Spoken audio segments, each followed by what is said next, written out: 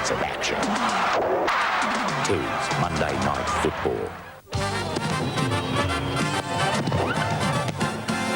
Kick it around, kick it around, kick it around. Monday nights, under lights, kick it around, kick it around, kick it around. Monday nights, under lights. Thanks for joining us and welcome again to Tooheys Monday Night Football, and a special night for the people here at Canterbury Bankstown because the new lighting, $400,000 worth of it, has been turned on at the Belmore Sports Ground, and appropriately for the match of the round between Canterbury Bankstown and South Sydney. Of course, South Sydney supporters having nightmares still about their loss on Anzac Day to Canterbury with 12 men. Well, nothing's changed. The entertainment from the Sydney Cricket Ground has come to the Belmore Sports Ground, and joining us for our opening night from Belmore is arguably South Sydney's #1 supporter, Don Lane. What an atmosphere this is. Well, unbelievable, and it seems quite incredible to me that South Sydney have to come here virtually with their backs against the wall. Last week against North Sydney, in the first 20 minutes, everybody in the stands at Redfern Oval would have believed that it was all over for South Sydney. They were down 12-0, they were out of it, and then suddenly Georgie Piggins made a positional change. He took David Cruikshank, moved him from fullback, moved him into the 5'8" position. Bronco Juro went back to fullback. Baker remained in the centers, and suddenly they clicked and they rampaged to 38 points. Quite unbelievable. But tonight will be another story. You've got probably what I consider to be either first or arguably second the best team in the competition, Canterbury Bankstown. Dedication to the lights, an obvious biased crowd. It's going to be almost a full house. The atmosphere will work against South Sydney, but if they can't overcome this, they're in real trouble. Well, there it is from Don Lane. Incidentally, you might have noticed our cameras are shooting from the hillside of Belmore, shooting back into the grandstand, so you're certainly getting a different effect. Canterbury, #3 side going into the match, South Sydney, #4 side, and so it's certainly beyond argument that this is the match of the round. Now let's take you to the co-commentators who certainly sit on various sides of the fence if you go back into their past. Bill Anderson, formerly a South Sydney coach. Graham Hughes, of course, was a member of the successful 1980 Bulldogs. And here they are with the team rundowns for tonight. Thanks, Ray. Well, one very important point that we mustn't forget tonight. It's been 17 seasons, taking us back to 1969, since there was a South Sydney victory here at Belmore Sports Ground.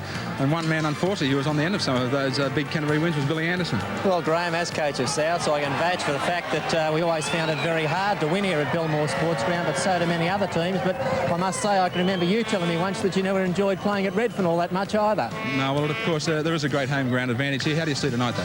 It's going to be a very tough game for South Sydney still. I think that Canterbury Bankstown, despite the fact they've got 5 players out, have still come up with some very good replacements. I'm particularly interested in seeing how their young second rower Boyd goes, making his debut. Their full readout for tonight is Sixworth, Campbell, Farah, Chris Mortimer, O'Brien, Hagan, Steve Mortimer, who's captain, and the forwards Langmack, Boyd, Dunn, Kelly, Johnston and Robinson. Well, I think South Sydney are certainly up against it tonight, but let's just check that South Sydney side that are hoping for a big win.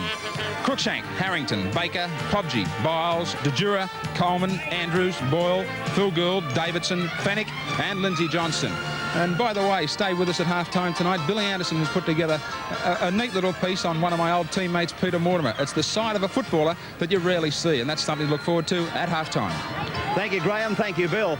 17 years between drinks for South Sydney here at Belmore. Just as well they weren't too thirsty, Don. I'll tell you what, they scared them plenty in some of those games, but they haven't been able to pull one out. But it's do or die tonight. And Monday Night Football is on the road again. That's exactly right. Graham with Don on the sidelines, Bill and myself in the broadcasting box, a commercial break, and then Tooheys Monday Night Football. Monday nights, under lights, Monday Night Football. On the first night of the Canterbury Bankstown Club, turning on the lights officially for the public and officially tonight to welcome South Sydney as the fireworks break into the still and the chill of the night. And it certainly is exactly that. A very chilly one as the Canterbury Bankstown team come now from their dressing rooms through the tunnel and are welcomed by a very big crowd. Crowd that may well be up around 12, 13,000. That mightn't seem like a very big crowd to a lot of people, but it is when you're talking about a night where temperatures are probably down around 7 and 8 degrees. The blue and white balloons, they make their ascent. And it's quite an atmosphere here at Belmore tonight. Mario Fenech takes the Rabbitohs out. Still they'd be, well, I guess if George Piggins and his men have done their job, nobody should be thinking about Anzac Day now, but Kelly was sent after 15 seconds and Canterbury with 12 men still gave them a whacking. Bill Harrigan, another of the young referees, holding the spotlight this weekend. We had Cooley in charge of the big match yesterday. I still think the Manly Penrith match was the number 2 match of the round. This was the number 1. So Bill Harrigan, it can be deduced, as the number 1 referee this weekend.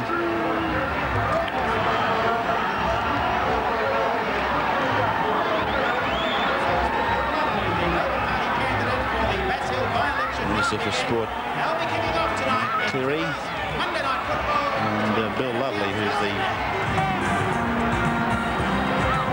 local member for Bass, is coming out to perform the traditional guest kick-off. Tom Bellew is also coming out to the centre of the field together with Canterbury Bankstown Secretary and New South Wales board member Peter Moore. It'll be a proud moment for Peter Moore. He's worked very, very hard for this area in rugby league. I don't like to talk much about rugby league administrators and comparing them, but I can assure you when it comes to getting a sponsor, nobody is in front of Peter Moore. He has no peer in that area. He's got opposition breweries, opposition cigarette companies, and goodness knows what, all piling money into the Bulldogs. And there he is talking to Tom Bellew, the chairman of the board.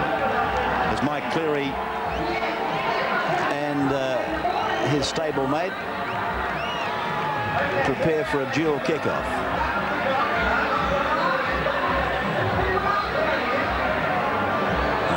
This is called politically betting each way, something the boys do very well. And so with the celebrity kickoff out of the way, I think Michael Cleary might have pulled both hamstrings looking at that gesture that he's given as he trots from the field. Tooheys Monday Night Football.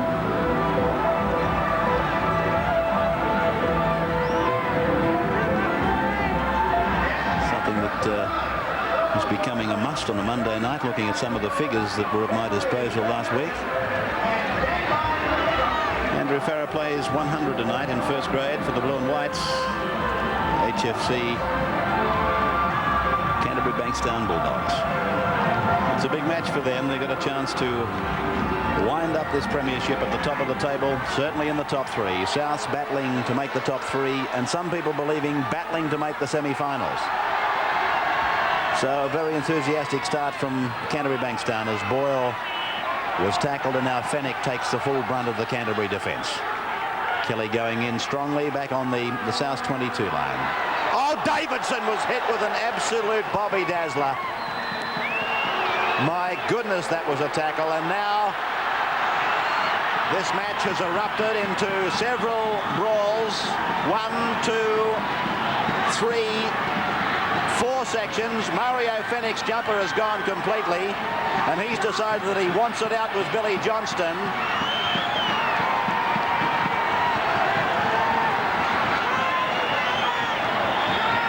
Well,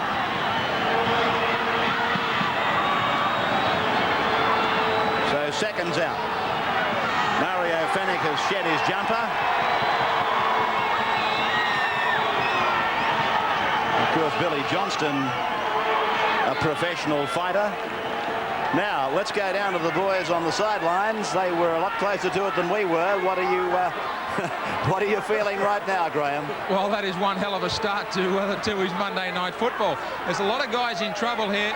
I don't know how tough a stand that Harrigan's going to take in this first 1 or 2 minutes of the game, but there was certainly some players being held, and that's all they were doing, was doing a bit of holding, pushing and shoving, but there was plenty of guys that ran quite a distance to get into it, and they were taking plenty of big king hits. Well, we're just looking at the replay of some of the melee at the moment. Now the captains are being spoken to by Bill Harrigan, and some of the leading actors in this little exercise has been called out. Lindsey Johnston is on camera at the moment.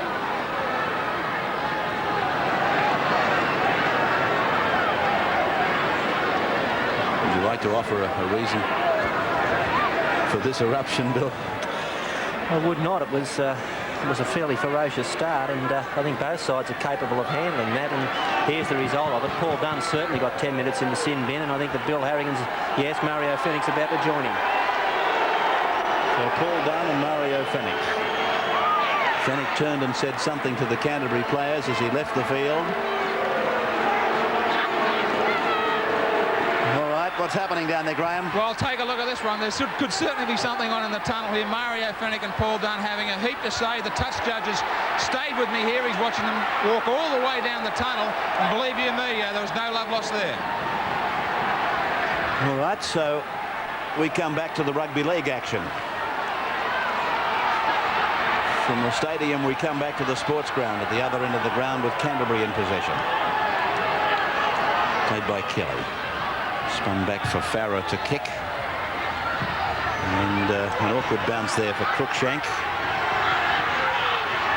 Tackled about 5 metres on his own side of the halfway.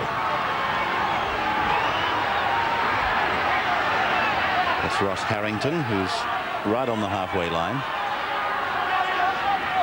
Away to Gould, and a short ball then for Davidson, who took one almighty tackle from Canterbury. A gang tackle, as somebody once called them. Oh, Johnston ran into the waiting shoulder of second row forward for Canterbury. There's no place for the faint-hearted, is it? There's some ferocious defence taking place at the moment. Here's Baker drawing them and getting the pass through Podgy to Biles, and Biles comes back into the centre as a couple of other players decide they'll have their own personal confrontation behind the play at the moment as Baker kicks ahead. Baker seemed to be tackled late, but the referee said, I saw it, play on, and Sigsworth, he'll play the ball now just outside the 22, and again the niggling continues as the touch judge from the far side comes in to report the incident. Between Campbell was one of them from Canterbury. Who was the other bloke, Graham? They're sitting on your side of the ground. It was Michael Podgy. I'm not quite sure whether the touch judge has gone in just for that incident, or I certainly hope that he hasn't gone in for the Neil Baker incident, because Bill Harrigan saw that and called play on. No, it's the altercation that happened on the side of the ground where you are between Podgy and Campbell. Well, there they are. They're sorting out their own problems as the game goes on. What's very important here is that players need to be able to settle down and concentrate and keep their mind on the job. You can start to forget about football and think about the opposition, and if you do that, the game's lost. Well, quite a spirited commencement to the match by both sides, Don. And the penalty goes to South. We'll come back to Don in just a moment, as Baker will attempt this penalty about 24 metres out, a few metres in from the touchline, in front of the Stewart stand here at Belmore Sports Ground. And yesterday, Phil Cooley had quite a heated opening to his match, and now Bill Harrigan has had a similar commencement to his game tonight. No place for the faint-hearted, Don Lane. No, I'm afraid not, Ray. I don't think that South Sydney can ill afford to get mixed up in this sort of byplay, especially there was another fight over here. The one you were alluding to was a back play over here, but two guys for no reason whatsoever. I just think they're that pent up, that's all. But they better knock it off or they're going to get their eyes knocked out. Okay, here comes Baker now from a fairly acute angle, and it goes across the face of the uprights, and it's Hagan who's tackled out on the 10-metre line.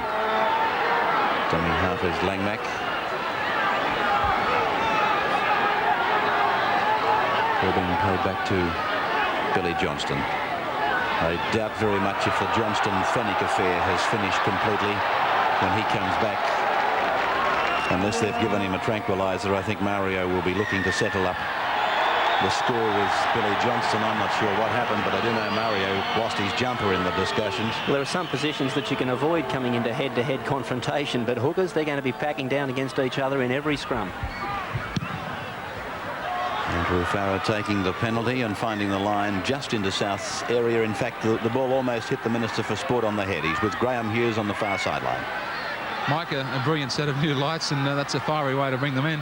Well, it's 17 years since I've been out here, but they are a brilliant set of lights, and I'd just like to inform the people that Peter Moore is a great organiser, but there's these lights, there's $200,000 from Footy Tab in here, and I was just going through the figures. There's well over $4 million that the government spent on rugby league fields, and with the $200,000 for the lights and $170,000 for the other ends, this ground is probably one of the best suburban grounds there are. So we've got a lot of work to do in other grounds, and I'm very satisfied with the result I see here. Well, you mentioned taking us back 17 years. I said it at the start of the show. You were at South Sydney then. Were you the one that helped them kick off the 17-year drought? Well, without a doubt. I think I've come back here to hope to break the drought. But it's a fiery game. They've certainly warmed it up for a cold night. But it's a great crowd. And I tell you what, this is a great game of football. Two good clubs. And I think we might be seeing some more incidents there. Neil Baker definitely copped the late tackle that time, right? It was late and it was high. Yes, I agree with what Don Lane said. It was Steve Mortimer on Neil Baker. And then I saw Dave, watch this tackle again. It's kicked and bang, he got him right across the cheekbone. There's no question that it was a high tackle. I'm not going to say it was late for the simple reason that Mortimer had propelled himself into the tackle, as Robinson may have taken his eyes off it, and it's Johnston who's tackled. But heavens above, I've seen some fiery openings this year, but this one is unparalleled. There's players going in, they're throwing themselves feet first into tackles. As I was about to make the comment about young Cruikshank, after Baker was felled, he went in and made a tackle on a Canterbury player, and he actually went in feet first. If these two teams were playing in a grand final last week in September, they couldn't be playing with any more intensity. There's certainly no love lost as it goes from Steve Mortimer across to Andrew Farrar. Farrar puts a little jink into his run-up, and then he gets it to Campbell, and Campbell is tackled by Pobji, and he'll play it about 10 metres on his side of the halfway. Billy Johnston is well over the advantage line, a run of 15 metres. Oh. And a penalty will go to Canterbury. Johnston, Lindsay Johnston, will be penalised. So this was Billy Johnston making good ground, and Lindsay Johnston goes bingo with his right in front of the referee. He must have thought that Bill Harrigan was due for OPSM or somewhere. Well, he's gone for 10 minutes, so he'll just about take up the seat that Mario has been keeping warm for a few minutes. Although I don't think Mario will be sitting down in there. He'll be walking around like an angry lion. Yeah, an angry lion. Let me out of here.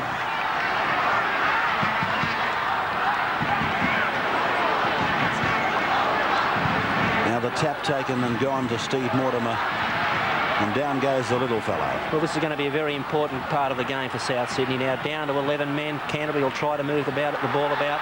Souths have got to try and hang on till they get someone back on the field and match it with numbers with the Bulldogs. So Robinson plays it. I'm watching Phil Gould over on the blind. He's going up very quick as Canterbury put a succession of passes together, and O'Brien goes in to score the first try of this clash between Canterbury Bankstown and South Sydney. Well, at last we've seen some football.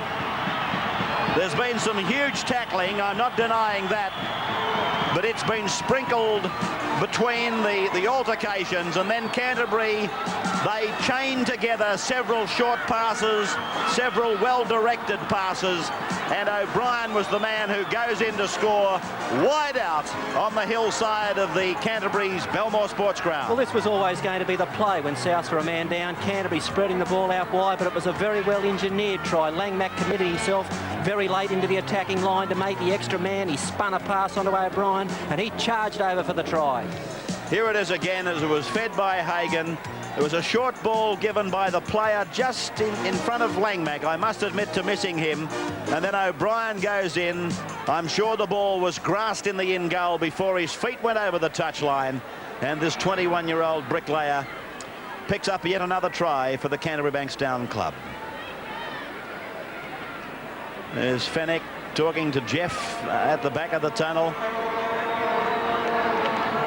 Jeff is probably saying, let's just settle it down a bit. He might be saying exactly the opposite too. He's saying lead with your left and follow with your right. He might be saying there's good money in the boxing caper, Mario. Get stuck right into it. Let's hope not, because it's pretty hard trying to broadcast fights and football at the same time. All right, here's Farah now. Right in front of one of our cameras. Moving in from just outside the 22. He's missed it. And so in Tooheys Monday Night Football, Canterbury 4, South's yet to score. Down 4, South Sydney 0. And just back to that Canterbury try, of course, Fennick and also Lindsay Johnson, the South Sydney players, were in the sin bin when Canterbury produced the perfect tactics for such a situation. 2 players took the ball up. Jeff Robinson sucked 3 South Sydney defenders in. A quick play of the ball. The ball was sent out wide, and that's a key to tonight's game. Players like Dunn and Robinson, they'll be taking 2 and 3 tacklers down every time they take the ball up, and look for those quick play of the balls. And out to the wingers, Campbell and O'Brien. Cruikshank is shook up here. So it's South Sydney now with the ball just on their side of the halfway, and Canterbury gets a penalty. He's penalised Harrington for the manner in which he played the ball, which seems like a minor crime compared with some of the ones that have been committed here so far. You're supposed to get to your feet immediately and play the ball with your foot in any direction. Well, I think it's important that Harrington does apply all of the rules here. I think he's the man that's got a big job on his hands. He's got to make sure that the players stick to every rule in the book, that they're back 5 metres, that he's watching things that happen over the rucks, because once he backs off for one moment, once he lets a few things go, he's going to have a real problem on his hands. So the kick for line by Canterbury was successful. Now, I think this touch judge has ruled that the South Sydney player had his foot on the line. He's called Fennick out again as both teams prepare for a scrum. And Mortimer's got the feed, which means the South Sydney player caught it in the field of play and then put his foot on the sideline. That's exactly right, Bill. Had he have been standing on the sideline, it would have been ruled as successfully finding touch without being contacted by a South player. But it's Canterbury Bankstown strongly on the attack now as they win this scrum. Played by Steve Mortimer, struck by South, picked up by Campbell, and another penalty to Canterbury.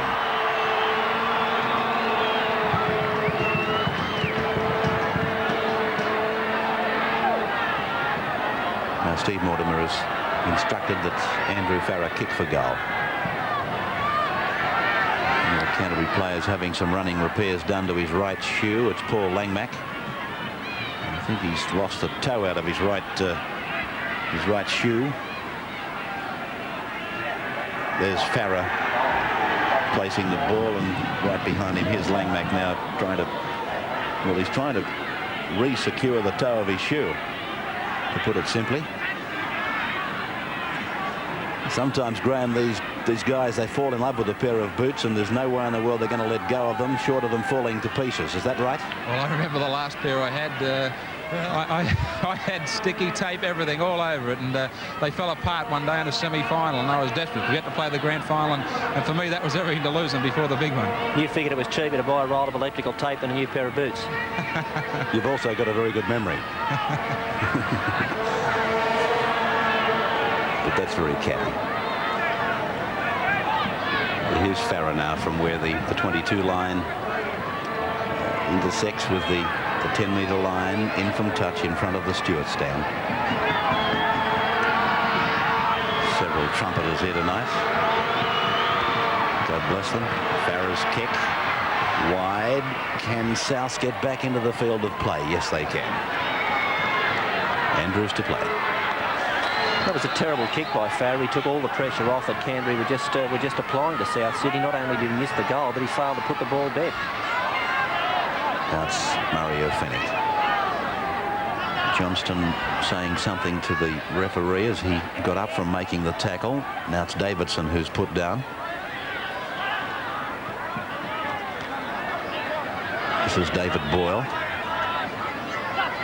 And that's the 22-metre line in South Sydney's territory that you see. Ooh, G. Baker didn't get much of a kick in. In fact... Well, he's got to be offside, Colin. Craig Coleman's claiming here that the ball was touched by a Canterbury player and that thereby put him back on side, but geez, must have eyes in the back of his head if that was the case. It was something I certainly never picked up from our commentary position. 5 straight penalties to Canterbury. So South making some rather stupid mistakes. Some lower grade information. The 23s, of course, was played on Saturday. 10-8 to Canterbury, and South's 14, Canterbury no score tonight. Across to Steve Mortimer, and now it's his brother Chris. That's a knock on by Billy Johnston. Canterbury were very keen to push the ball quickly to the right. Scoreline 4-0 in favour of Canterbury. He's about to play it.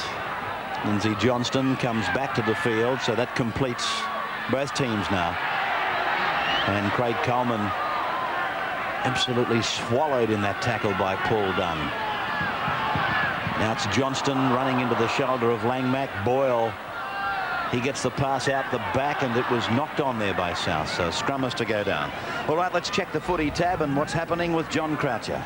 Yes, Ray, we've got $39,000 in the dividend pool on Pick the Result tonight, and 70% of the entries have gone for the Bulldogs to win this, with the most popular score, Canterbury 18, South Sydney 12. Fed by Mortimer. Same tunnel.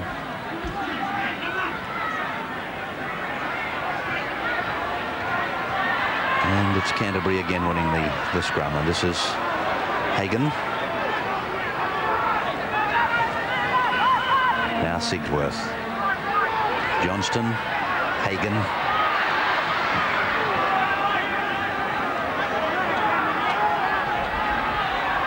Mortimer. That kick channeled into that bottom corner, or it was a good bounce really for Canterbury, but Les Biles was in the right place at the right time, and then he ran into a shoulder tackle from Langmack. He's really peeling off some big ones tonight, Langmack. Davidson has put it down. He's ruled play on as it goes to DeJura. Some of the body contact in this match is incredible. I haven't seen a match this year probably to rival the frequency of the body contact in this game. Well, what you normally find in a game of football is players use their body as a shield. They use it for protection. In this game, we've got 26 players that are using their body as a weapon. Baker.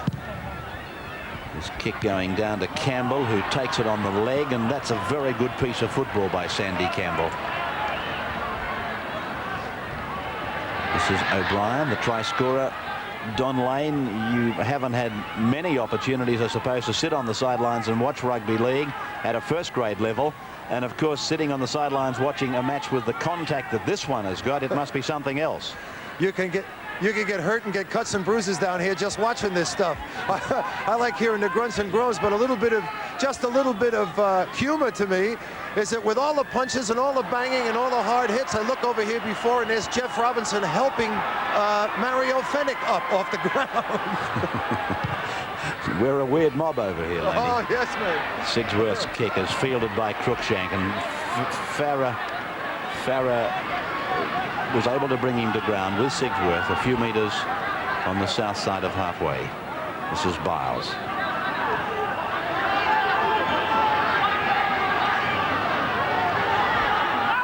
Now it's Fennick. Good run by Fennick. Robinson coming over the top. Farah was in there with Mortimer. Gould, Davidson. Davidson met and put to the ground by David Boyd. To the blind side to Jura. Now to Coleman. Cut out pass, and Biles, well, he was given a good enough pass. He was given a good enough pass as far as I'm concerned. He was entitled to catch it. And this scrum is to go down about 35 metres from the Canterbury line. This was the passage of play. Coleman's pass. It was floating out there. It hit him on the hands, and I can only imagine that Les Biles was wondering what Sandy Campbell was doing a few metres down the track. Paul Langmack being cautioned here. You'll find that this was for a late tackle. Something like 6 tackles earlier on Phil Gould. Scrum to be fed by Steve Mortimer. It's in there and it's won by Canterbury. It's a penalty, however, to South against Canterbury for feet across. Ooh, back. Well, it's a long way from over the fire in this match. In fact, I doubt that it's going to go out at all. I think there's going to be quite a bit of spiteful contact right down to the final siren.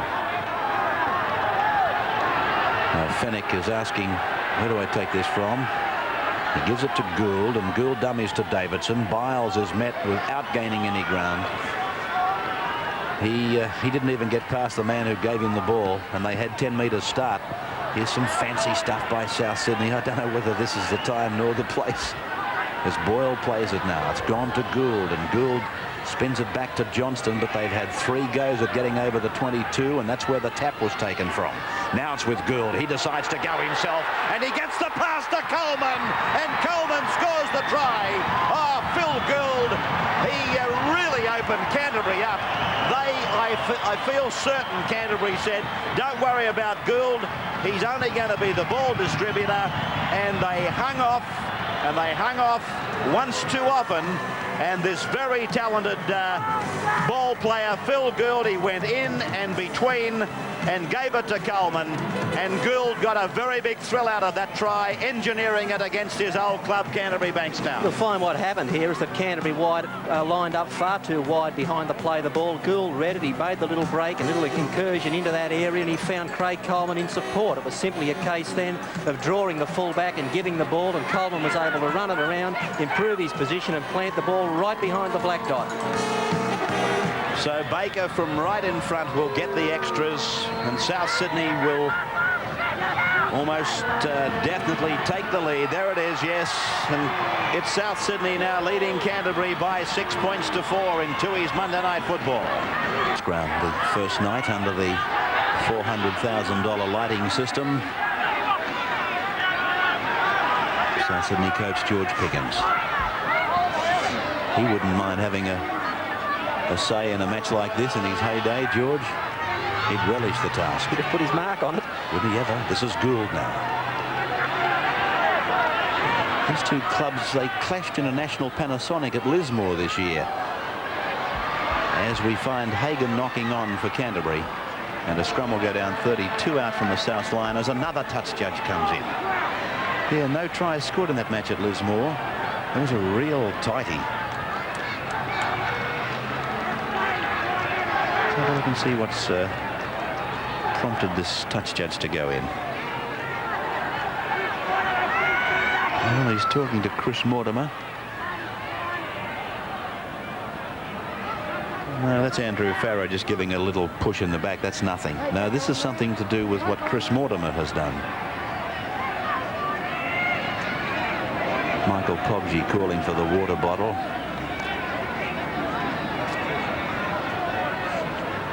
Sigsworth is getting some attention for Canterbury in line with the scrum about 20 metres back. It's an ankle. Possession held. The readout is South 44 tackles, Canterbury 29. And here's another scrum.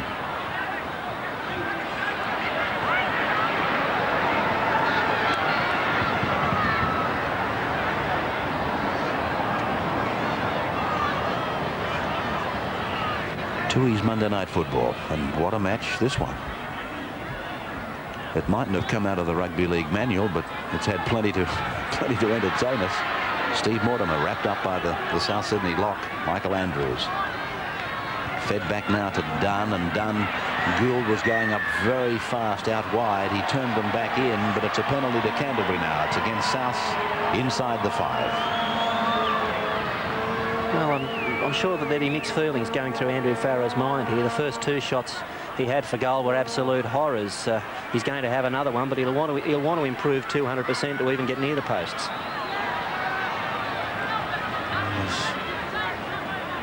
There's so much happening out there. I was just looking at Mario Fenech. He's really mouthing off at some Canterbury players. Coleman was trying to settle him.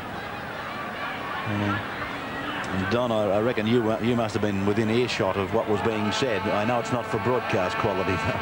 Yeah, I think Mario Fenech is flirting with danger here. He just got warned now. The referee just warned him again. He has not stopped jawing at the referee since he's come back on the field. I reckon that he better concentrate on football and forget about all this nonsense. Andrew Farrar with a chance to bring us all square at 6 points all. That statistic surprised me a little bit. South's 44 tackles, Canterbury 29. But here's Farrar now. The kick is high, it's wide though, and taking it back into the field of play is Michael Andrews. Here's the scoreline: South 6, Canterbury 4. David Boyle. So once again, that was a bad decision by Canterbury to elect to even kick for goal if Farrar couldn't put the ball dead. And unless you're a 70 to 80% goal kicker, you don't take attempts for goal unless you can put the ball dead and get the ball back from the 22-metre dropout. Davidson.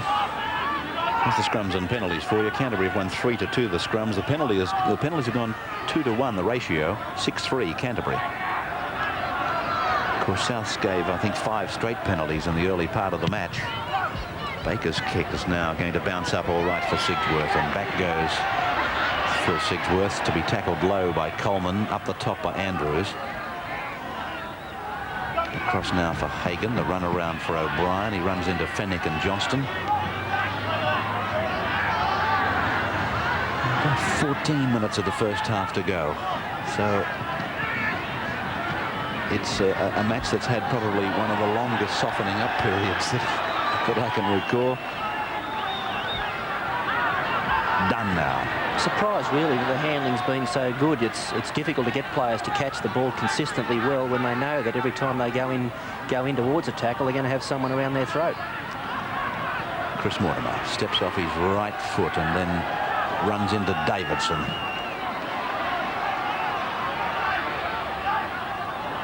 Steve Mortimer across the ground and then floats the ball out beautifully for Boyd to the halfway to Campbell. Campbell, oh, good tackle by Coleman. I thought he might have gone into touch. It's got to be a South penalty, passing off the ground. So Campbell has passed from the ground. This is the run by Steve Mortimer. He went across searching for a wide runner, picked up Boyd. Boyd drew and then gave it to Campbell. Now watch this. Campbell is around his legs. And Campbell is, well, it's the second tackle that the referee has deemed to be the one upon which he ruled Campbell passing from the ground. Sure, he wasn't held by the halfback Coleman, but the second tackler is the one that the referee has ruled as having a hand on Campbell when he was, in fact, in contact with the ground. You can see from that Mario Fenech has lost concentration. It's the second time tonight that he's gone to take a tap restart, which he would have done over 1,000 times in his life, and he's run it past the touch judge and gone up to take it next to the referee. Ball play by David Boyle, given to Gould, now to Johnston. Johnston gets a short ball away to Andrews. All he was doing was passing off his own trouble, though, because Andrews was a sitting duck for a hard tackle from Hagan. Away to Gould and on to DeJura, now to Baker. Baker holds it back and tries to sprint through. Gets a pass to Bronco DeJura, but it was forward.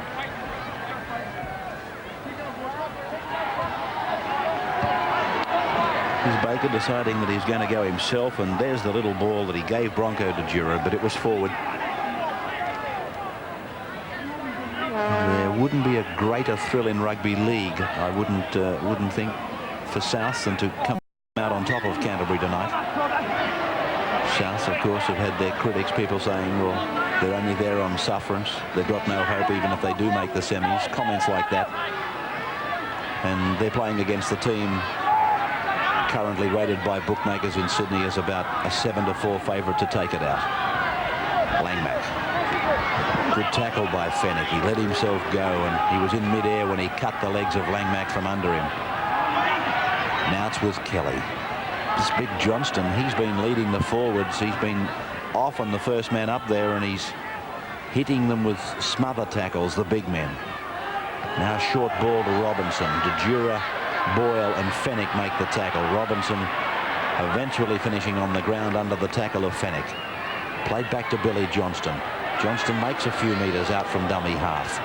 5 tackles gone now. Ball to be played by the hooker. And away to the blind side to Mortimer. He puts a little kick into the centre of the park, and Andrews picks it up and immediately is tackled by Sigsworth, Dunn and Chris Mortimer. Played back to Gould, away to DeJura. And this is Harrington. Johnston around the legs. Chris Mortimer and Dunn up the top. Away to Gould again, and now it's to Johnston. Out the back comes the pass from Johnston, picked up by Boyle, given to Harrington. Away it goes now to Cruikshank. Wrestled to the ground by O'Brien. Over the top came Kelly.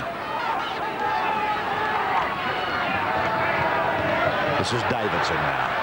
Good strong run. Passed it as he was on his knees, and this is Coleman up towards the halfway. Away now to Gould. DeJura, Baker. Baker puts the kick in. Picked up by Langmack. Penalty South. Pobji and Farah having a bit of a dust-up. Watch Baker now. He puts the kick in, and then the referee ruling that his progress was interrupted by one of the Canterbury players. Now here's the sin bin coming up for Mario Fennick. That's his second visit.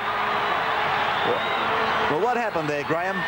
Well, Mario wanted to put his bib in when Pobji had something to say and a bit of a shoving session with Farah. And I certainly trust that I'm wrong, but the Canterbury players were quick to run in, accusing Mario Fennick of spitting. And I think that's what, I certainly do trust that I am wrong. Well, one thing that I'm not wrong about is the fact that Mario Fennick is now in the sin bin for his second time, and he's the captain of the South Sydney side. Now that's absolutely ridiculous. It was up to him to get himself back into gear, get his team settled down and act in a proper manner to go on with the football job in front of him. This is DeJura getting it out the back, and Hagan takes it for Canterbury.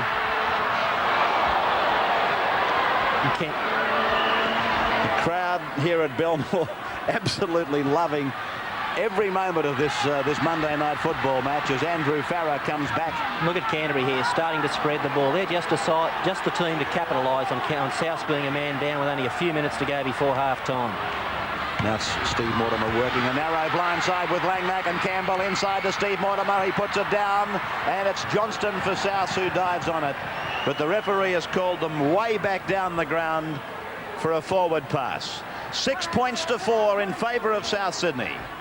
Or in favour of South Sydney over Canterbury. Both scoring try. O'Brien early for Canterbury, and then Coleman struck back for South. Baker adding the extras for South, but Farah unable as yet to make a contribution as Sigsworth makes a great run. He gets it back. There was very little chance that he could have got it to Campbell. It was dived on by Gould for South, and Gould is unable to play on. This was the run by Sigsworth. It was captured by one of those dead ball line cameras, and he was getting away from some fairly fragile attempts at tackle, and that was the pass that probably would have been better not passed at all. But he's found a purple patch of form, the same man, Phil Sigsworth. When Michael Potter came on bad times, you'll remember that Canterbury were going all out to find another fullback, and then all of a sudden Sigsworth got his chance and he took it in both hands, and he's back in some of the form that really made him famous back in the Newtown days. Look at this crowd. A big one here at the Belmore Sports Ground for this match of the round. Canterbury team number 3 in the Winfield Cup race, South's number 4. This is Davidson now.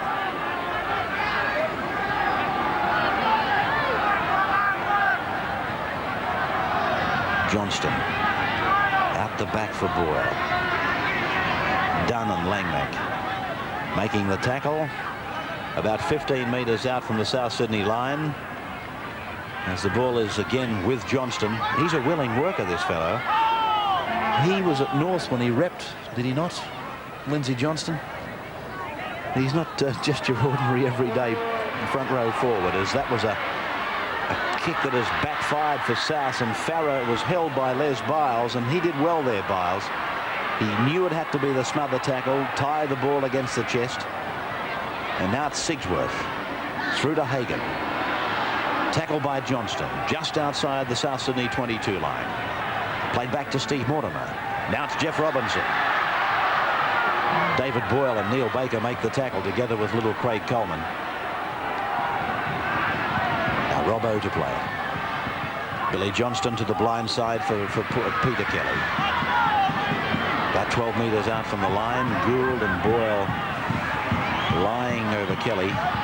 Away to Steve Mortimer, who does a little bit of a dipsy-doodle and feeds it back to the blind for Robinson.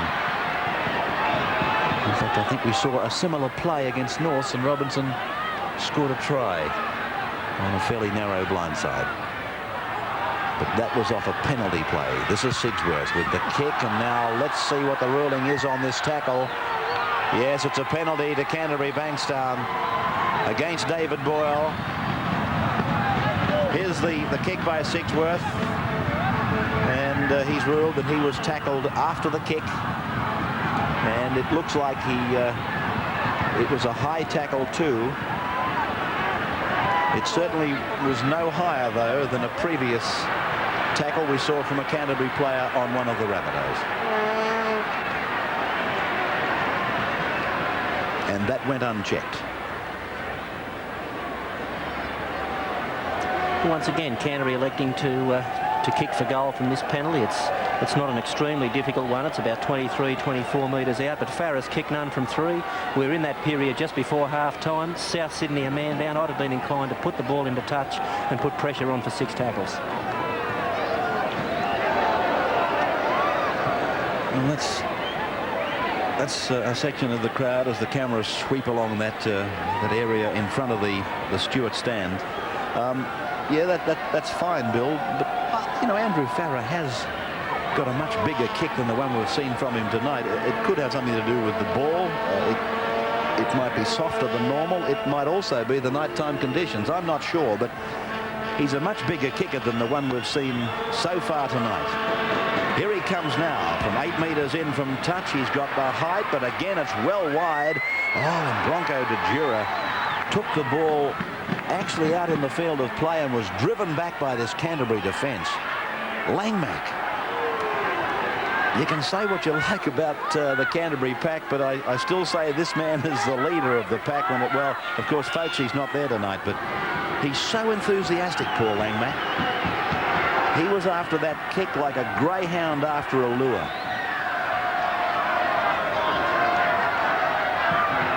He's a real hunter, Paul Langmack. Baker's drop kick. And it's with Farah now on its way back to the 22 line. He's cut down by Andrews. Away to Steve Mortimer. Now to Paul Dunn. Dunn met by Michael Podgy. Gets a pass out the back. A good ball. This is Langmack. Gets it inside for O'Brien. O'Brien held by Baker and Cruikshank. And he's put down about 9 metres out from the South Sydney line. Playing it back to Johnston. Billy Johnston from dummy half. Still 3 metres from the South line. South Sydney hanging on to this slender lead as Dunn goes up, out to Johnston, away to Mortimer, on it goes to Hagan. A long, long pass out to Sigsworth, on to Farah. Farah crosses the 22, wrestles with Podgy, goes to ground under his tackle. The crowd go back to their seats as it's played, and there might have been a tiny knock on there from Chris Mortimer. He's appealing to the referee, saying it came off the foot of a South Sydney player. And another touch judge goes in to make a report. Yes, well, you can see why Chris Mortimer was complaining, and I'm not going to tell you that he was wrong either. And the touch judge is making a report that concerns Michael Podgy, and we're led to believe there were some knees in a tackle.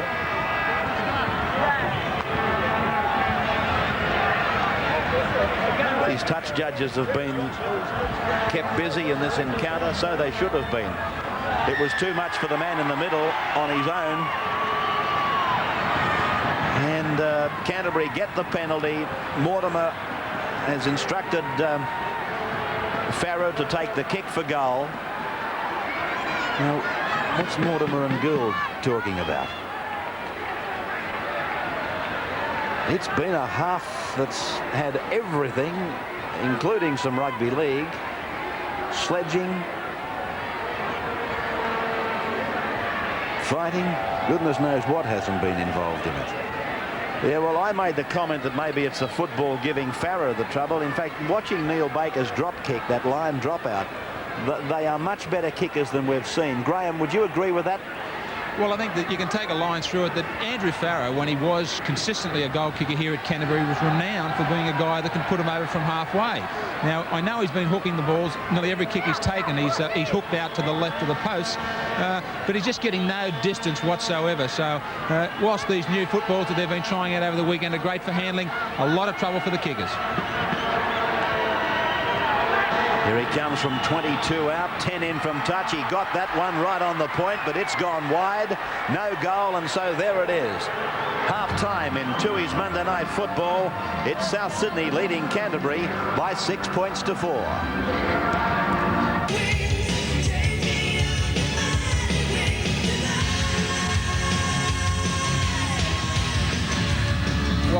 Welcome back to Tooheys Monday Night Football. The Tooheys Rockettes going through their paces. That half-time scoreline, South Sydney 6, Canterbury Bankstown 4 in a game, Don Lane, that has certainly had everything. Well, it certainly has, but more impressive than that is the atmosphere. You know, years ago, a famous producer in Hollywood that everybody hated died, a movie producer. Yet there were thousands of people out there for his funeral, and one newspaper guy said to the other one, try and figure this out. And the guy said, well, you know what they say, mate, give the people what they want. Well, if you give the people what they want, if you give them atmosphere like this and lights like this, Tom Bayou sent me up about an argument I had about promotion for rugby league and how they weren't doing it. Have a look at this crowd in a good stadium with lights and a third and fourth place team battling for survival, and you'll get these kind of crowds every time. Well, I'm pretty used to the old Belmore Sports Ground crowd here. You're used to the old Belmore Sports Ground. Well, it's not that long ago. Leave me alone. I think there has to be at least 15,000 here tonight, and I think the crowd, certainly this atmosphere, had something to do with a very fiery first 40 minutes. Oh, absolutely. I think they were G'd up by the crowd and everything else. I think it's a bit disgraceful that Mario Fenech has to spend half of a half in the dressing room. He's either got to concentrate on football or turn it over to somebody. Also, the point about the new ball that you kept bringing up, Andrew Farrer being a great kicker, but at the same time, we've got the best drop kicker in the game here, and he hasn't been able to put one more than 25 meters out on 2-line dropouts. How are you enjoying being close to the sideline? Some of these hits have been enormous. This has been the toughest opening that I've certainly seen. Absolutely frightening. I mean, first of all, you see two guys come together like that, and there's no noise out of them. You know, at least I expected a grunt or something, but you don't even hear that. But it is a tremendously ferocious football game out here tonight. Anybody watching at home, I hope that the atmosphere is reaching them, and also the high quality and high standard of defensive play. Yes, well, they certainly are putting plenty into this first half. Football 6-4, South Sydney leading over Canterbury Bankstown. We're going to take a break right now on Tooheys Monday Night Football. Then we're going to be back, as I mentioned to you earlier on at the start of tonight's game. We'll be back with the Peter Mortimer story, the other side of Peter Mortimer, the rugby league footballer. Performing to mighty... Put by Phil Sigsworth from the kickoff, and Sigsworth is out just beyond his own 22. Opening seconds now of the second half, and what a first half as we see Dunn getting the ball away, and from Kelly it went down to Sigsworth, who plays it now. One change in the two lineups, and that is Glenn Frendo is on for Canterbury, taking the place of Sandy Campbell, wearing jumper number 15. And Mario Fenech is back from the sin bin for his second occasion. So he actually spent 20 of the 40 minutes in the first half in the sin bin. What a night. What a crowd. What a football match. In stark contrast to a visit we paid here back in '74. That was the last time we were here at night time. First Amco Cup match on record. '74. Raining cats and dogs, and I can assure you the OB crew that we fielded that night was the biggest percentage of the crowd. Tonight a crowd probably around 13 or 14,000. As Fenech comes out from dummy half. In fact, he was getting a cover up from Johnston, his foe of the first half on many occasions in the altercations that took place. Now this is Andrews. Long ball out to Baker. Baker's kick torpedoing down to the 22 zone for Canterbury, and this is Frendo. Biles making the tackle, and talking of tackles, Canterbury made 97, South 95. Dunn and Kelly topping it for Canterbury, Boyle and Andrews topping it for South. Ball played by Phil Sigsworth back to Billy Johnston. He gets out from dummy half, makes a good run of about 10 metres. He's been able to do that a couple of times tonight. Steve Mortimer picks it up where Johnston left off, and now it's gone to Dunn. They're up to the halfway. You can see there where Canterbury is such a good football team. If someone makes yardage and gets over the advantage line, the player on the next play the ball does exactly the same thing. They don't have any players who come in and lose yardage for them. They just continue going forward. Now it's away to Hagan. Hagan's kick going down into the 10-metre zone, and it's there that Cruikshank takes it back for South Sydney. Canterbury hammering away in defence. Nobody is spared from this Canterbury defence. We saw it probably at its best against Western Suburbs at the cricket ground, but it was no more punishing that night than it is tonight. Now, Billy Johnston is injured as the ball goes blindside to Coleman. He throws a long ball over to Biles. Biles wrapped up and put on the ground there by Paul Dunn.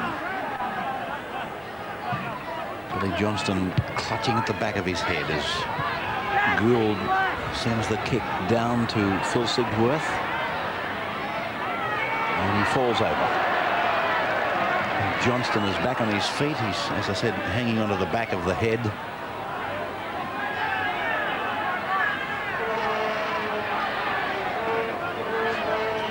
Chris Mortimer.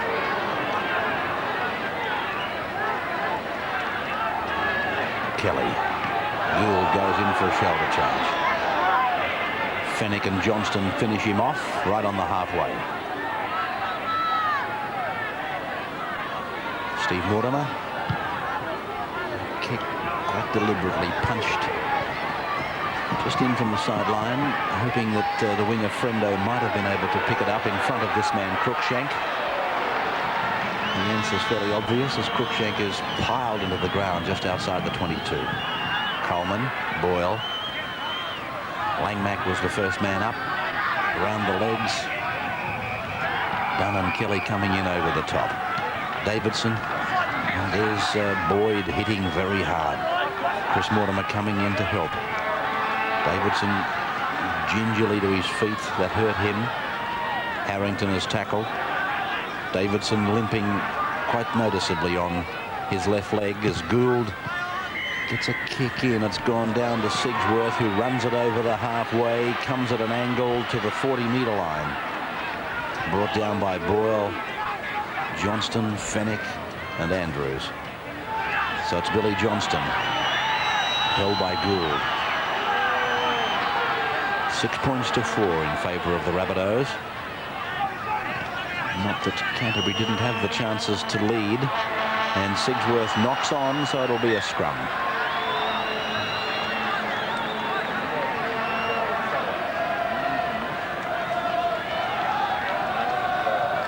Andrew Farrer has had 5 kicks and hasn't landed a goal. Baker's had, what, 2 kicks for 1 success. And South Sydney getting a change ready, Graham. I think Les Davidson's, you called it before, he's far from 100%, and Ian Roberts is moving to the sideline right now. George Piggins screaming for him to go out there and bring Davidson off.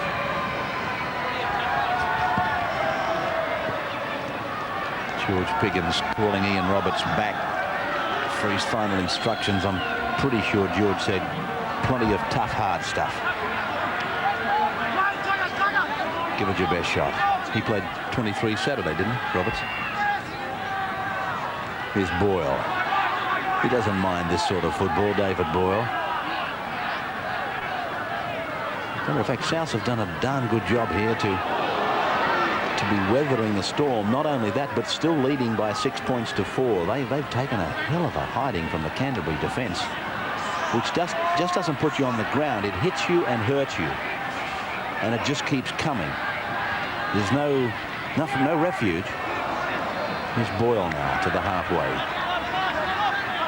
Davidson is gone. Roberts is on. You must be enjoying this, Don Lane, deep down there in the bottom of those South Sydney boots of yours.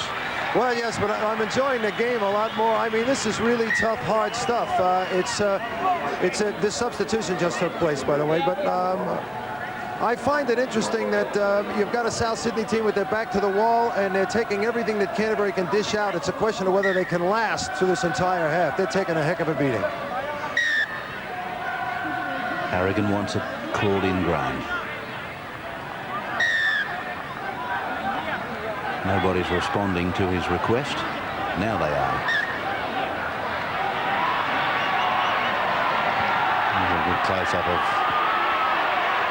the two front rows. Graham, you're almost sitting on top of what's happened, and here's the caution going out on Kelly. Tell us about it. Well, the penalty, you'll find, I think, was for some clash of heads. We heard it here on the sideline. There was a charge of headbutting there, I think, that was delivered by Bill Harrigan to the Canterbury front row.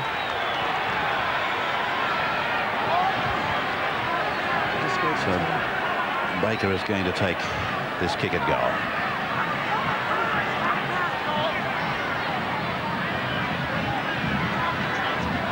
Just clarifying that foul play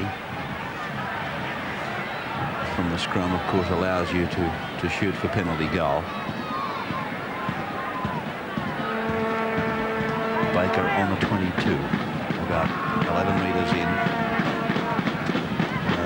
Some work there being done on David Boyd's shoulder. He's in the side for Steve Folkes.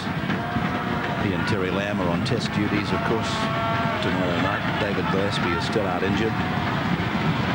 It's an awesome appearance that Canterbury present. Now let's see if Baker can do it.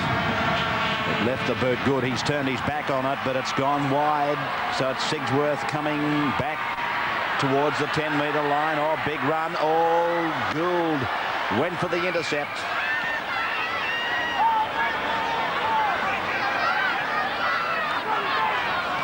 Dunn now. Dunn's done a tremendous job for Canterbury tonight. He's been the man in, one off the ruck, hitting the ball up hard. But I think if Canterbury can get in better field position territorially down into South's half, I think that I would like to see Dunn getting 2 and 3 out off the ruck. I'd like to see him on the fringe with supports coming off him. I think he could create havoc there. Ball played by Farah. Here comes the kick now. Chris Mortimer came off the outside edge of the boot. This will be a dangerous scrum for Canterbury. All right, as the scrum prepares to pack, Don Lane is with Les Davidson, the South Sydney player who's just come off. What'd you hurt, Les?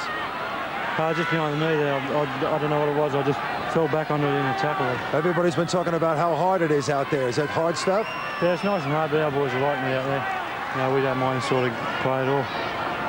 Okay, mate. I hope you get well. Yeah, thanks, man. All right. Les Davis. Ball played by Coleman now. And this is Roberts. 10 metres out from the line as it goes from Fennick to Gould. A little juggle, and he decides to go himself. Phil Gould! Gould has scored himself. After making the first try, he scored the second himself. And again, I put it to you that Canterbury, they know Phil Gould's style so well that they have been tempted twice to hang off this big second rower, waiting for him to do his own thing with the football. He's a ball player, and they've given him just that extra amount of time to work in, and he's absolutely zip them, and he's put himself over for another 4-pointer. Well, Canterbury did hold off Phil Gould. He came back looking for a pass to the blind side of the ruck. He realised that he was in a hole and elected to go on his own. But if you can just look here at the marker, Ian Roberts did a good job on Paul Langmack here. Roberts was the man that played the ball. Langmack was at marker looking for Gould coming back. He held on to him just long enough to open that hole up. Well, there he is, 28 years of age. He was with Warren Ryan at Newtown. He came across to Canterbury with the coach and is in his first year with South Sydney. He's a marvellous player, this fellow. Well, Reggie the Rabbit, they say, was quite excited about the try, and now he's praying for Baker to land this goal. 1 out of 3 for Baker.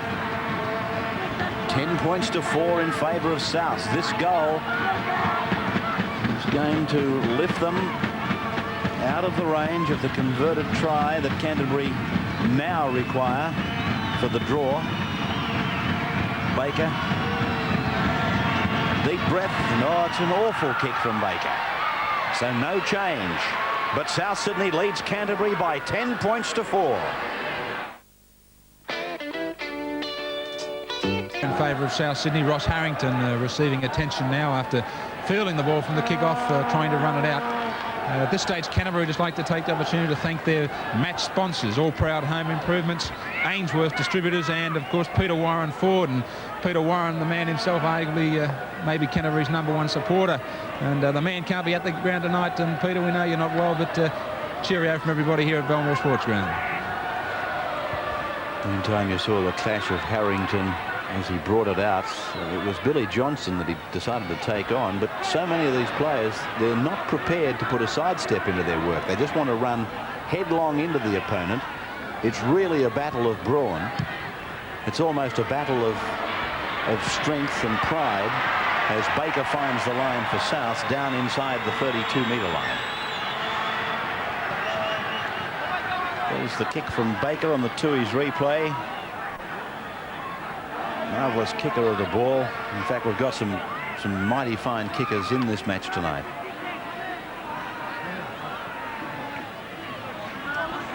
Just over 15,000 here at Belmore Sports Ground for this Winfield Cup match in Tui's Monday Night Football.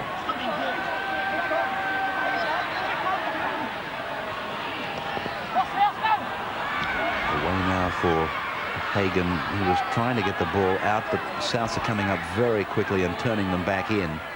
Now it's Steve Mortimer, his brother Chris, and put down by Andrews and Roberts. Now it's from Farah through to Steve Mortimer. Short ball for Kelly, met by Boyle up the top. Fennick down below. Johnston coming in as a third tackler. This is done. About 8 metres short of the halfway, and South's getting another replacement ready. Graham Hughes. Craig Weeks in 39, and he'll be on for Mario Fennick. That kick by Farah is a good one. It's found touch on the 22 line. South's into the ground. Talking of some good kickers in the game, I was talking more of the kickers in general play, and Farah is another example of a good one. Of course, Gould and Steve Mortimer. Well, Fennick is not happy. Boyle snarling at him. And Fennick, oh geez, he's really gone off here at Belmore Sports Ground, Mario Fennick.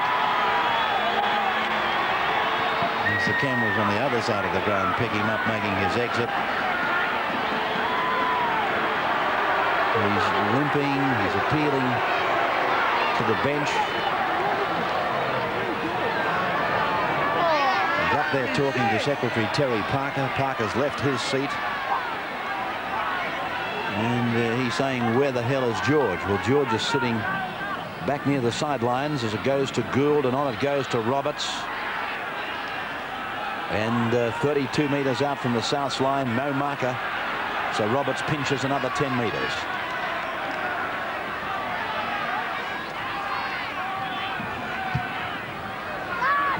Gould now putting the ball down onto the Canterbury 22. Here's Sigsworth coming back, and Pobji is there to make the tackle together with the replacement Weeks.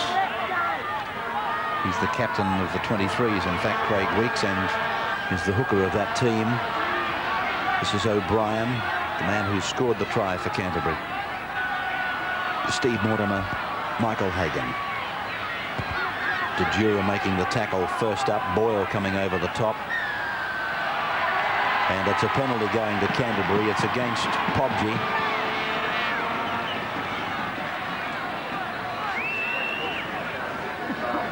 So this was Hagan tackled. It's well and truly been sealed, and Pobji is still there for what appeared an age working on the man tackle.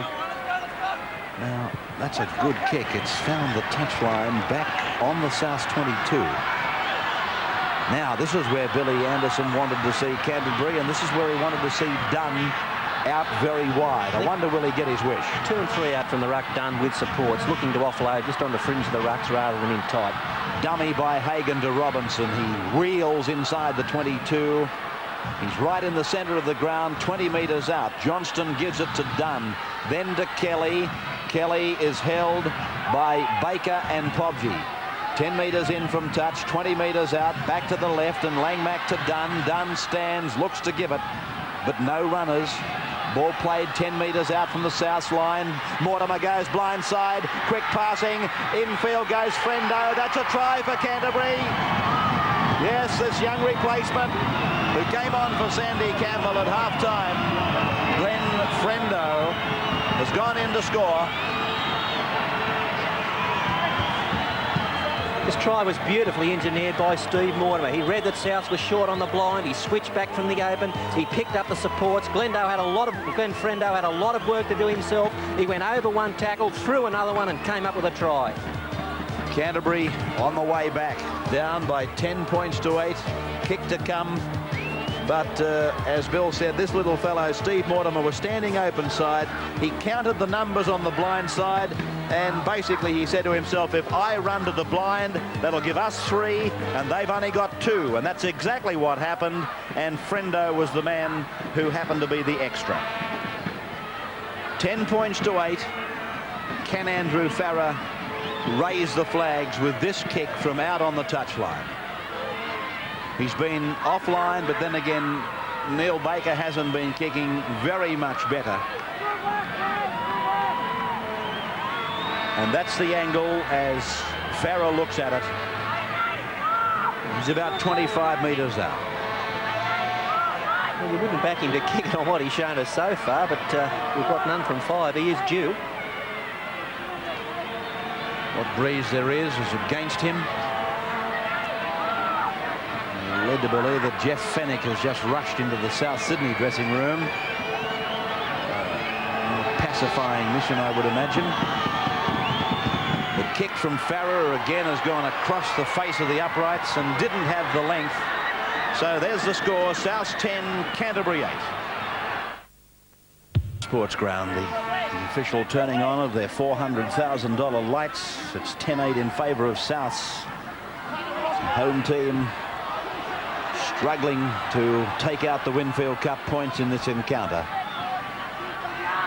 And Weeks winning that scrum for South as the ball comes left to Andrews. He's tackled by Dunn. And you saw Fennick leave the field very much against his own wishes as Coleman spears the ball out to Pobji, and he's wrapped up in defence. And we thought that he might have been limping, but I'm sure it had nothing to do with the injury, the replacement of Fennick. What do you think was the main reason for the change with Mario Fennick, Graham Hughes? Well, I was watching Mario closely. He was limping slightly. I think George Piggins may have felt that his ankle was gone as Canterbury make a break out wide. Yes, it's Hagan who turns it back into Steve O'Brien. He's up to the halfway line and he's pulled down from behind by Coleman. I just think that Mario, a very brave decision by George Piggins. I really do think that South Sydney at that stage was starting to get the better of Canterbury Bankstown, and it already sent Ian Roberts out there in place of Les Davidson, and George might have to wear the responsibility here because I think Canterbury are the ones now that are starting to turn this match around. And well, when you take your captain off and you make 2 or 3 quick changes, that can upset a side. Robinson takes it towards the 32-metre line. Ian Roberts is unconscious for South, way back down the ground. Mortimer back slammed now and picked up by Cruikshank. Tackled by Sigsworth and Langmack. Here's Roberts getting some attention. Let's have a look at how this happened. He went up, he couldn't handle, and he ran straight into the shoulder of Paul Dunn. And that's the last thing that Ian Roberts would remember. The stretcher coming out for Roberts.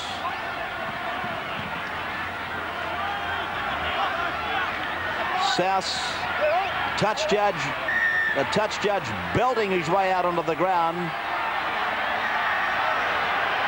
And the referee calling timeout as the stretcher came onto the ground. The touch judge rushed out to tell Bill Harrigan what was happening.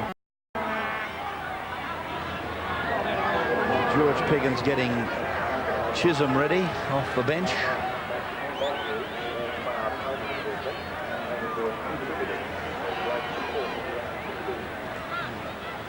There's another angle on that clash of Ian Roberts and Paul Dunn.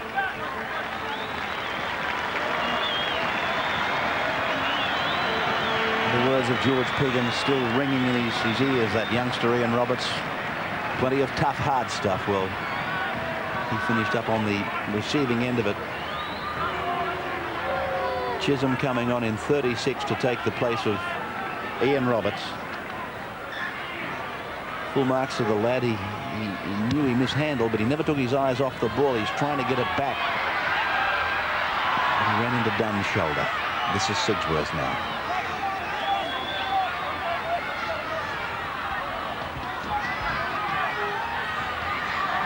Hagan.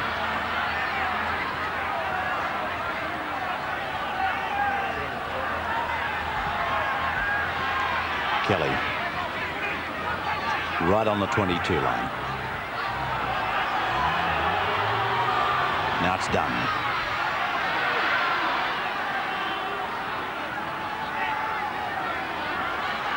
Steve Mortimer. Jeff Robinson. It's a knock on. He'll put a scrum down on the 32.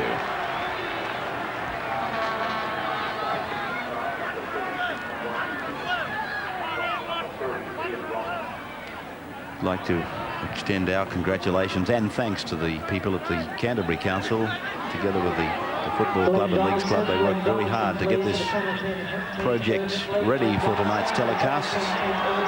And from us at Channel 10, we extend our thanks and our congratulations. A big exercise, well performed. And I trust that you're enjoying this telecast. With quite a difference, shooting back into the big grandstand here at Belmore.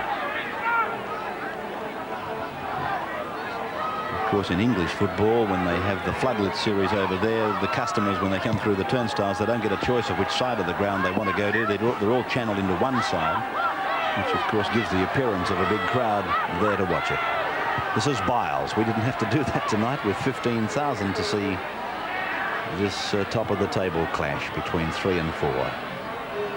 Played back to Weeks, away to Gould, and now to Johnston. Well, naturally, they're not going up as quickly as they were earlier. South Sydney, they're wheeling and dealing, as the saying goes, and they can take their time. They're 2 points apart on the table, and they're 2 points apart in the match. Weeks, the hooker, tackled 10 metres out from the Canterbury line. Away to Gould. He throws the dummy, decides to go himself. Coleman throws a long ball. Podgie's looking for the corner. Sigsworth's got him. Too late. It's a try. Michael Podgie has scored after Phil Gould had taken them on, turned it back. Georgie Piggins, a very happy coach. Little Craig Coleman, he's learnt his trade very well. He backed up Phil Gould. Why wouldn't you? Gould is running white hot tonight. Coleman said, I'll follow you wherever you go, big fellow. He took the reverse pass, gave a long pass out to Podgie. He put his ears back, this rabbit, and then he went to score. Well, it was Gould's decision to run here on his own that pulled the Crabs in the Canterbury defence, because they came from everywhere to try and stop the ball over the top, but he got it back to Coleman. It was a long pass over the top to Podgie. Sigsworth was coming across in cover. He got there too late, and Podgie charged over in the corner. Michael Podgie, the 25-year-old school teacher from South Sydney. He's been to Newtown, been to Penrith, and of course now working in the centres at South Sydney. But even there, he's had a fairly temporary berth in the South Sydney side. He's been in and out like a fiddler's elbow. Well, Baker's got this kick from the touchline, but if you were a bookmaker, you'd be offering 3-1 about either of these blokes kicking a goal from the sideline tonight. I can't put my finger on it. They've used these footballs before, surely. Whether it's, as I said earlier, soft, whether it's the night time, I haven't got a clue. But Baker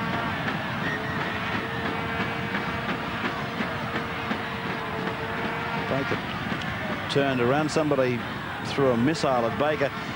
He looked to let go with a swinging arm in a tackle earlier, Baker, and he brought a frenzied cry from the Canterbury supporters in the stand, and it's pretty obvious they haven't forgotten it. This will be one heck of a kick. Police coming in behind Baker now. He gets his kick in. It's got the height. It's got the length. That's a great kick by Baker from the touchline. And again, George Piggins comes out with the hand clap and the smile. 16-8 in favour of the Rabbits over the Bulldogs. More Sports Ground live on Tooheys Monday Night Football, and South Sydney leading by 16 points to 8. Jeff Fennick, you saw a quick shot of him as we came back from the break, and here's Hagan making a break, pulled down about 35 metres out from the line. Jeff apparently was rushed to the South Sydney rooms as Mortimer gets it to Langmack. Langmack to O'Brien. He's tackled just outside the 22 line. And that's Steve Mortimer. Puts the kick across the ground. Baker falls back, says, "Take it yourself, Cruikshank," and he does that, young David Cruikshank. There was good talk there between Baker and Cruikshank. They could have easily had a midfield collision. Biles now. He's about 20 metres out from his own line. Now Dejura. Tacklers Dunn and Boyd. That's Chisholm.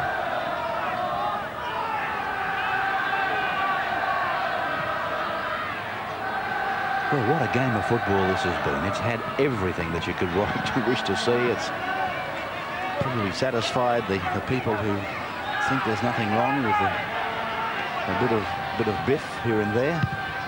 They'd be satisfied, and of course the purists, they'd be satisfied with this unbelievable defence. And this South Sydney side just hanging on there, hanging on and grabbing points when they provided themselves through the expertise of Phil Gould. Sigsworth, 2 metres into South territory. Playing it back to Billy Johnston.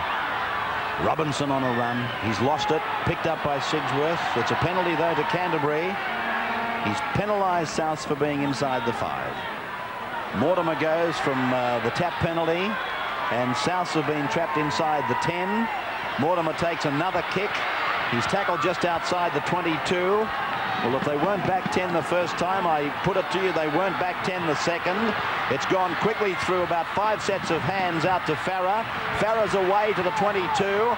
He loses the ball, and Souths have come up with it through Andrews, the lock forward. Cruikshank. Next Monday night, of course, talking of turning on the lights, it's Parramatta Stadium's turn. The Eels will play the Bears under the lights at the stadium. Another first for Tooheys Monday Night Football. Boyle to play it.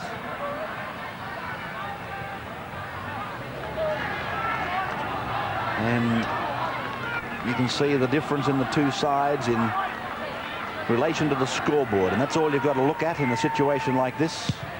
How are we doing on the scoreboard as Coleman stabs it down the ground? Sigsworth comes back, but it's a penalty. A late tackle on Coleman. The little fellow is lying face down. This is the kick by Coleman, and then he got, it looked like the forearm or the elbow in the face from Chrissy Mortimer. There's some people suggesting that when Roberts was knocked unconscious that he was hit with an elbow too, but maybe that's the case. Maybe it's the case, but I thought that he more or less ran into the shoulder of Dunn. Of course, you can be a hell of a lot smarter with about 5 or 6 chances to look at the replay, and keep in mind that the referee doesn't have that. Neither do the touch judges.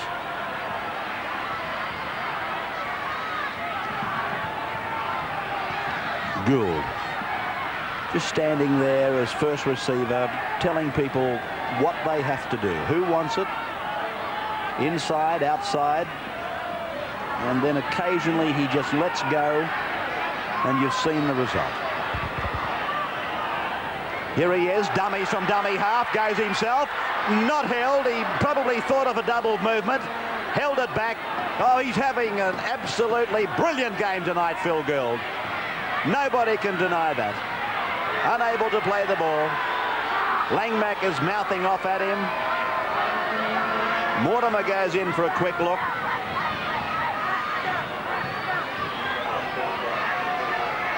This was the run that Phil Gould was on, and then he was tackled and unable to continue. Right at this very moment, he'd like a new set of lungs, a set that might be full of oxygen. I was just looking at Paul Langmack. Paul looking down on him as if to say, come on, you're all right, get up and play it. Phil probably, if he was able, could look back at Paul and say, I think I've seen you do this yourself, Paul, a couple of times in the not too distant past. Now Gould plays it back to Weeks. Off it goes to Coleman. He does a little bit of a dipsy doodle and decides to hold it himself, and then crash to the ground he goes under big Paul Dunn. 5 gone for Souths. What'll they do here? It's gone to Baker. Gets the drop goal attempt away. That looked pretty good off the boot. The referee likes it, and it's a further point to the South Sydney Rabbitohs. They lead by 17 points to 8. Tooheys Monday Night Football live from Belmore. 17 years since South Sydney has won a match at Belmore. 17 long years. And what were you saying about somebody being thirsty? I said it was a long time between drinks, but I tell you what, they're certainly satisfying their thirst tonight, Don. Well, they can pop the corks now, I think. I hope anyway. Hang on. Yes, I think so. I might break a rule. This is David Boyle now. He's about 15 metres out from his own line. Andrew Farrer staggering back into his position. Tackled is Chisholm now. Gould.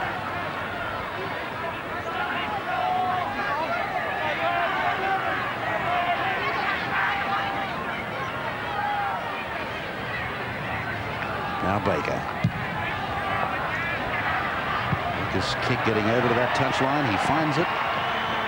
And he got the touchline about 6 metres into Canterbury's territory. Well, Graham Hughes is retired to the South Sydney bench, and he's with Mario Fenech. Mario, it's been 17 years since South Sydney recorded a win at Belmore. Outstanding performance tonight. Well, today we proved that we are capable of winning the competition, and I hope all those critics sit up and take notice today. We played tough, and we matched it with the Premiers, the championship side that have won the comp the last 2 years. So I think we deserve a little bit of recognition after this. Certainly was a tough, hard first 40 minutes, but the sides, if anything, I think people were expecting them to tire about in this last 10 minutes. Well, it was a tough first half, and certainly we had a lot at stake, and so did they. But I thought our forwards come through, and actually we got on top of the Canterbury forwards, and that's really what swung the game our way. I have to ask the question, I think everybody expecting it, any injury problems? Well, I twisted the ankle. It hurt me a little bit, but I was always going to be good. I knew I didn't injure it seriously, you know. I was just a bit dirty that I got replaced. Probably I acted a little bit silly in that, you know. But I'm pretty happy the guys are going. I win it now. Okay, thanks, mate. Thanks, mate. Well, there he is. It takes a big man to admit that he was wrong, and I think that's what he was basically saying. I went on a bit silly. I can accept that. I'm sure you people can too. In the heat of the moment, he could feel it that the Rabbitohs were going to get their first victory here for a long time. And as I said to you earlier, tonight wasn't just a game of football for them. It was a chance to prove that they are worthy of their position in the Winfield Cup. And they've got the bye to come next weekend, so they can pack their bags for the semi-finals now with this victory tonight. But coming into the match, of course, the critics were saying, oh, gee, they've got an awful draw. They might even miss the semi-finals. But as he said, a win over the Premiers Surely that must prove that they are worthy semi-finalists. And that's pretty hard to argue with. They've done it where it counts, on the paddock.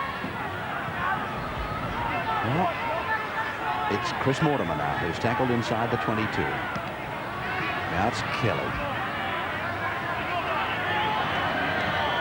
Well, you embark on a career, and as a commentator, there are a lot of things that you remember as being great, things that you never forget, and I don't think I'll forget the 2 nights that I've broadcast football at Belmore in my career, as I said, in '74 and tonight. The first one because there was nobody here. The second one because 15,000 got here to see one heck of a game of football between the Rabbits and the Bulldogs. Oh, what a beauty. We should give the South Sydney coach George Piggins a pat on the back too, Ray.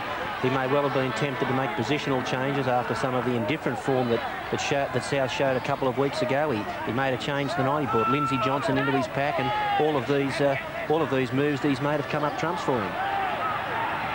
Now, talking of George Piggins, and you've just bestowed raps on him, Graham's with him right now. George, they certainly had to take out or take some punishment that was dealt out in that first half. Yeah, mate, it was a tough game. It was important to Canterbury and it was important to us. I feel it's more important to us, but they knew it was going to be tough, and they've all played really well tonight. It's been great. Well, of course, you were chasing the 3rd spot. People were thinking that maybe tonight, well, it's going to ensure a semi-final position, isn't it? Well, it's going to ensure a semi-final spot, but it also makes it capable for us to even go in 1, 2 or 3 if we can have, if we can hold this kind of form. Big performance from the old Canterbury player, and now South Sydney Phil Gould. Well, Phil Gould, he was our major buy of the year, and he's proved tonight he was worth the purchase. Well, George, I don't think there's any miracle going to happen here. Only a minute or so to go. Congratulations. Thanks very much, Graham. All right, we're throwing raps around here, left, right and centre. You know who hasn't been given a rap? The bloke with the whistle. My God, he's had a big game when you think about it. And I just watched him there, cool and calm. Baker kicked in general play. It came off the hand of a Canterbury player. His touch judge said out on the full, and he said no way. It came off the hand of a Canterbury player. We'll have a scrum over here. He's had an enormous match under, I believe, the heat of this big battle. He's come through all right.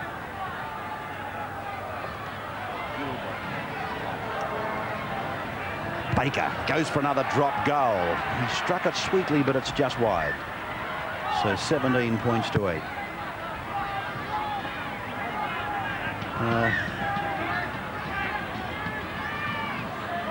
Canterbury now with Kelly taking it up.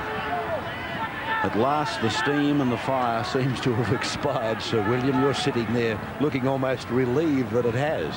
Yeah, it's been a fantastic game of football as Billy Johnson makes a break up the centre of the field. The defence from both sides has been absolutely enormous. They ripped in from the start. They never relented at any stage. And as you said, it's only in this last few minutes that there's been any relaxation at all. But South Sydney, it's been a tremendous win for them tonight, and it was a win that they needed. It's a confidence boost for them as well as the 2 points on the table. Dunn, short ball away for Steve Mortimer, then to Michael Hagan, but it's a penalty to Canterbury. A penalty to Canterbury. A late tackle, I think you'll find, on Steve Mortimer. Is there any chance of getting a report, Graham, before we go off air on Ian Roberts? Graham's left the bench and getting himself ready for our man of the match presentation. I'm just wondering if one of our floor managers might be able to help us, but we'll do our best anyway.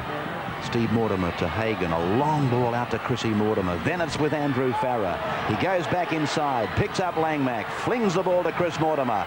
Over to Michael Hagan. He's tackled 12 metres out from the uprights. And there's the siren. And look at the jubilation on the South Sydney players' faces. Their hands went up. They jumped for joy. And what a tremendous game of football they've competed in tonight. It takes 2 to tango, but South Sydney, they came here very much as the despised outsiders, but they've certainly smacked the critics in the face with this 17-8 win. Tries to Coleman, Gould and Pobji. Baker 2 goals and a drop goal. And for Canterbury Bankstown, tries by O'Brien and Frendo. 17 points to 8. As I said earlier, what a night, but what a football match on Tui's Monday Night Football.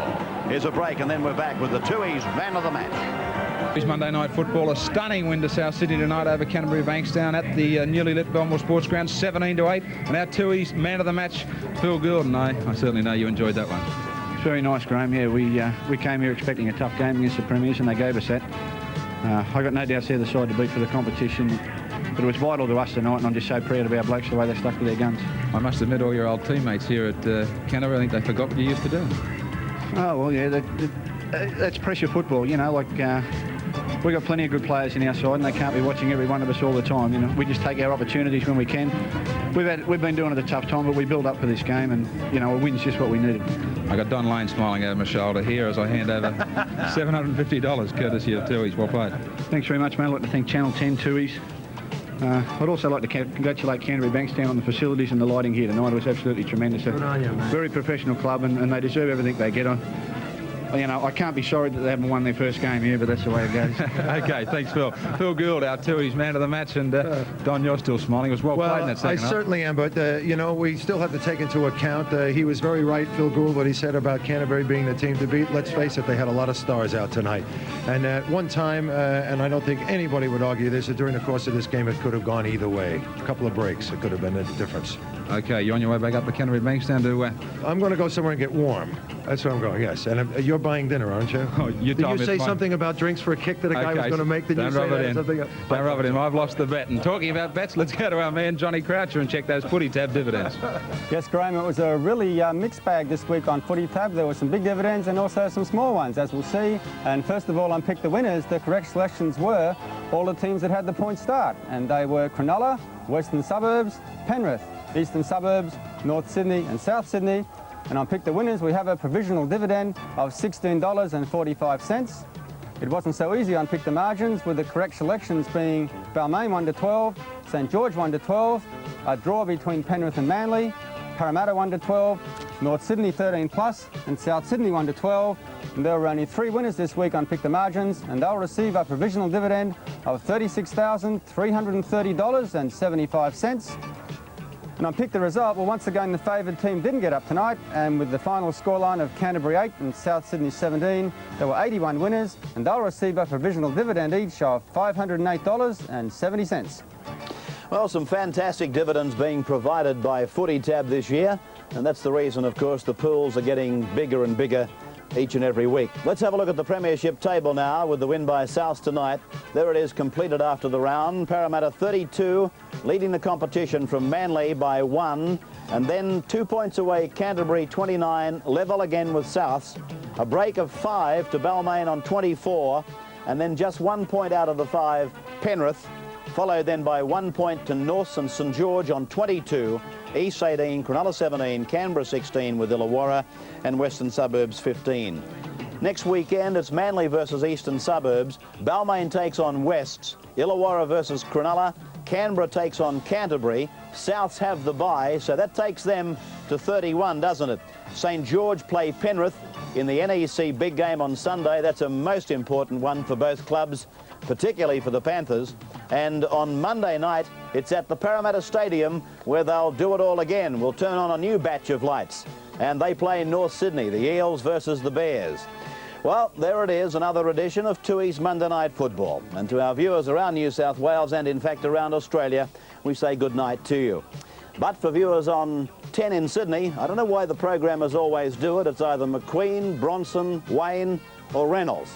And they're my favourites, and I'm driving home while you're watching some great movies. But here comes White Lightning tonight with Burt Reynolds. Good night. After a game like that, how do you feel? I feel